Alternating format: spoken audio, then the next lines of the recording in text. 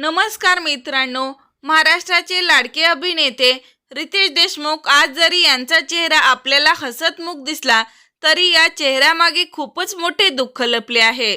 महाराष्ट्राच्या राजकारणात आपल्या कर्तृत्वाने वेगळीच ओळख निर्माण करणारे आणि लोकप्रिय अभिनेते रितेश देशमुख यांच्या वडिलांचे दुर्दैवी निधन झाले आहे।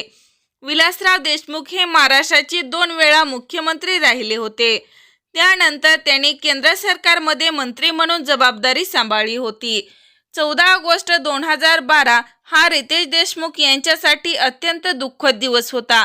वयाच्या 67व्या वर्षी विलासराव यांचे चेन्नईतील रुग्णालयात निधन झाले। यांच्या निधनाने रितेश देशमुख यांच्या जीवनावर मोठा परिणाम झाला। वडील केवळ राजकारणातील मोठे व्यक्तिमत्व नव्हते, तर रितेश यांच्यासाठी ते मार्गदर्शक, आधार आणि प्रेरणास्थान होते। काही माणसं आपल्यापासून दूर जातात, पण त्यांच्या आठवणी कधीच दूर जात नाहीत। वडिलांची सावली हरवली तरी त्यांचे संस्कार आयुष्यभर सोबत राहतात।